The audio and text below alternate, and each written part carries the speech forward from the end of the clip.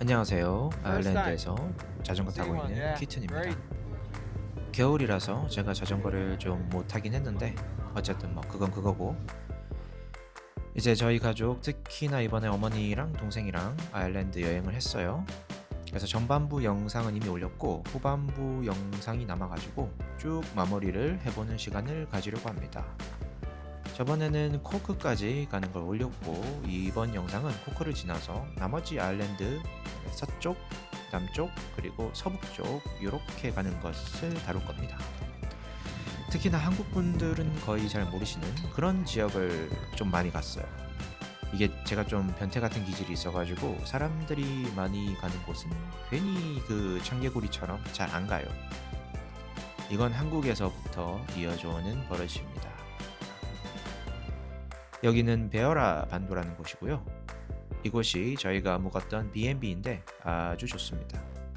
부킹닷컴에서 평점이 9.5점인가 그렇고 이름이 로딘 컨트리 하우스라는 곳입니다. 전 벌써 여기서 한 3번째 정도 숙박하는 거고요. 여기 베어라 반도는 더블린에서 아주 멉니다.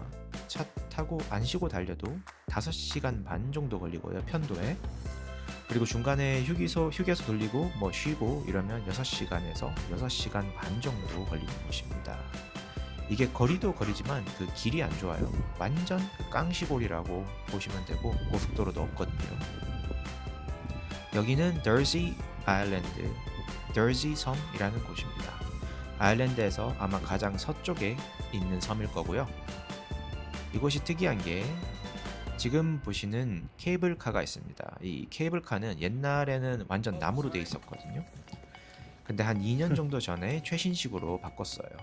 근데 뭐 실제로 가서 타보니까 큰 차이는 없는 것 같더라고요. 이게 새 것 자체도 요즘 세대로 따지면 좀 구식이라서 타보면 되게 재밌습니다. 문도 보면 그냥 열 수 있어요. 예전에 특히나 또 나무로 된 걸 탔을 때는 심지어 바닥에 약간 구멍도 보이고 아주 짜릿했습니다. 이 케이블카가 바다를 건너가는 아일랜드의 유일한 케이블카입니다. 이곳도 아주 평화로운 곳이에요. 들어가서 아마 섬 끝까지 걸어가려면 편도에 2시간 정도 걸릴 겁니다. 이곳은 또 마찬가지로 베어라 반도에 있는 가르니쉬라는 섬입니다. 여기는 케이블카가 아니고 보트로 들어가야 됩니다. 여기도 원래는 진짜 바위밖에 없는 섬이었는데 옛날에 뭐 돈을 많이 번 사람이 섬에 집중적으로 나무를 심어가지고 수목원처럼 꾸며놓은 First 곳입니다. time. 배 Same 타고 one, 가다가 yeah. 운 Great. 좋으면 물개들이 나와 있는 모습도 볼 수 있고요. Thank you very much. We go back at half two, half three, half four, half five. All right. Thank you.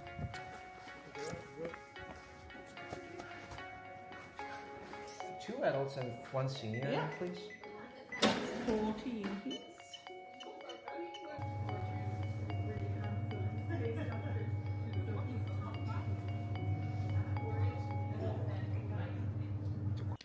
섬에 들어가면 한쪽으로 이렇게 예쁜 집이 있어요. 여기는 옛날에 이 섬의 주인이 살던 곳이었습니다. 실제 역사를 보면 섬의 주인이 정말 착한 사람이었다고 해요. 특히나 고용인들을 엄청 잘 챙겨주고 거기에 더해서 지역사회에 현금 환원 활동, 기부 같은 활동도 많이 했다고 합니다. 그래서 되게 인기가 많았대요. 안에 들어가면 무료로 가이드 투어를 받을 수도 있고요. 뭔가 여기는 제가 예전에 방문했던 크로아티아 두브로브니크에 보면 로크럼 섬이라는 곳이 있거든요. 그 섬과 느낌이 좀 되게 비슷했습니다. 배 타고 들어가는 것도 비슷했고요. 물론 이 파릇파릇한 건 아일랜드가 최고입니다. 제 생각에 지구상에서 아일랜드보다 더 푸른 곳이 아마 잘 없을 거예요.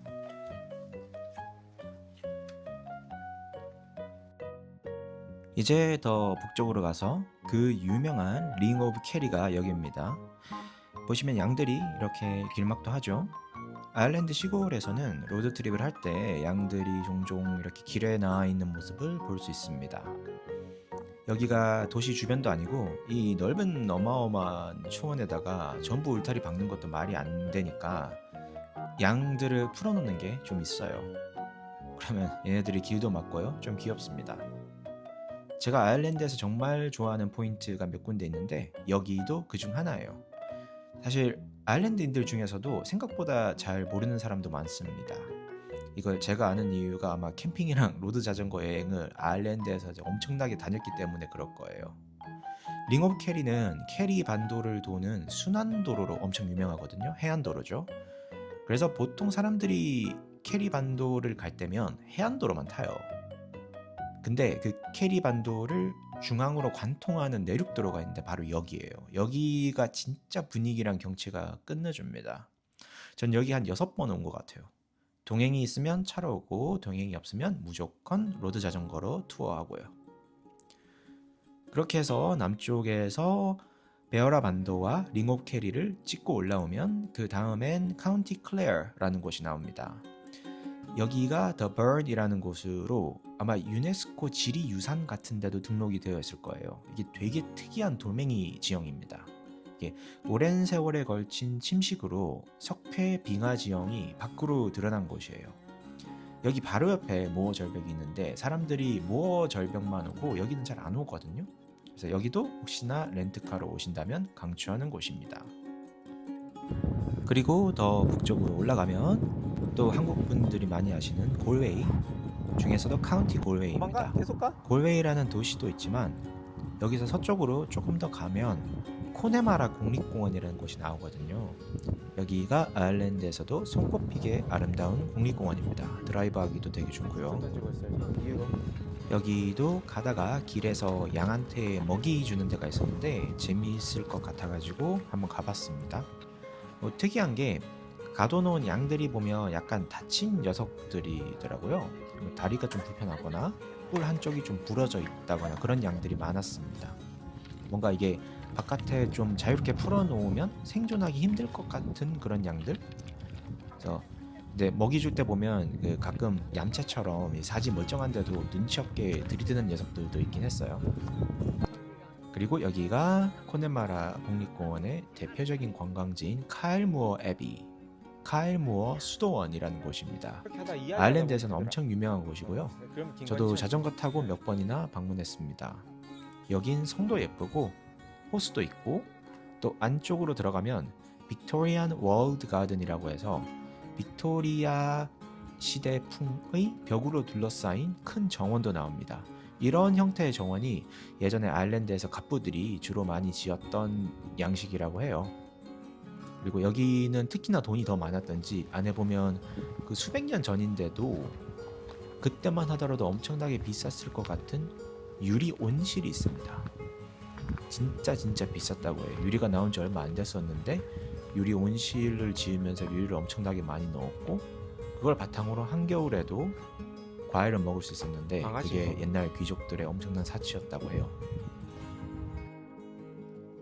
그렇게 이제 코네마라랑 카일무어 수도원까지 보고 마지막으로 남은 여행지인 카운티 메이오에 왔습니다. 여기 메이오 카운티도 제가 엄청 좋아하는 곳이고요.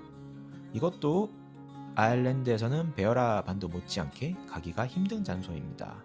거리도 멀고 또 도로 연결이 안 좋거든요. 약간 강원도 산골 같은 느낌이 듭니다. 여기도 또 자전거 타기는 당연히 좋은 곳이고요. 저희 목적지는 이 카운티 메이어에서도 안쪽으로 훨씬 더 들어가서 대서양에 있는 에킬섬이라는 곳입니다. 이 섬은 육지랑 16교로 이어져 있는 조그마한 섬이에요. 그리고 여기가 그 섬의 하이라이트인 화이트 클리프 오브 애슐림이라는 곳입니다. 원래 이런 화이트 클리프니까 하얀 절벽인데 하얀 절벽이라고 하면 유명한 곳이 영국의 도버 해협 절벽이 있죠. 물론 거기랑은 비교가 안 되지만 유명세로는 따지면 말이에요. 그래도 전 여기를 정말 좋아합니다. 이것도 한 6번 정도는 왔어요. 정말 여기는 날씨 좋을 때 자전거 타고 지나가면 끝내주는 장소입니다. 그리고 20일간의 아일랜드 가족 여행을 마무리하는 그 끝은 에킬섬의 가장 안쪽에 있는 절벽이자 아일랜드에서는 가장 높고 유럽에서는 두 번째로 높다고 하는 크로하운이라는 절벽입니다. 보니까 유럽에서 제일 높은 해안 절벽이 노르웨이에 있다고 하더라고요. 그리고 이 절벽이 그 다음이라고 합니다. 해발 688m예요. 전 3년 정도 전에 그 절벽 바로 밑에까지 그 등산을 해야 되는데 그때 간 적이 있는데 편도 절벽 밑에까지 가는 데만 한 2시간 정도 걸립니다. 그리고 거기서 또 한 2시간 정도 올라가야 되니까 총 8시간 정도 걸리는 코스라고 보면 되거든요. 그래서 주차장 바로 앞에 붙어 있는 유명한 모호 절벽 거기랑은 등산 난이도가 차원이 다릅니다. 그래서 이게 길이 꽤 험해서 어머니는 근처의 카페에서 그냥 쉬시고 저랑 동생만 올라갈 거예요. 또 왕복 그 정도로 걸리는 전체 코스는 말고 능선까지만 올라가는 코스가 있습니다. 여기는 넉넉하게 사진도 찍고 해도 왕복 2시간 정도면 되는 곳이에요. 물론 길은 조금 험하긴 합니다. 여기도 혹시나 에킬섬을 가게 된다면 강추하는 곳이고요. 여기까지 해서 이제 어머니 은퇴 기념으로 아일랜드를 가족끼리 여행한 일정이 전부 끝났습니다. 저도 무려 한 7년 가까이 오랫동안 한국을 안 갔다가 이번 기회로 고향도 방문하고 또 가족끼리 같이 시간도 보내고 하니까 엄청 좋더라고요. 그래서 이때 여행을 하고 바로 다음에 3월에 한국 가는 비행기표를 끊었어요. 이제 3월에 한국의 벚꽃 시즌을 맞춰서 제가 한국에서 제일 좋아하는 구례와 하동을 가는 거라서 엄청 기대됩니다. 하동 신미 벚꽃길, 그 다음에 제 브론톤을 가져가서 거기서 느긋하게 묵으면서 영상도 찍고 책도 보고 필요하면 또 회사 일도 하고 그렇게 섞어서 할 예정입니다. 그때가 되면 또 영상 예쁘게 한번 말아서 올려보도록 하겠습니다. 그럼 여기까지입니다. 시청 감사합니다. 다음 영상에서 봬요. 안녕.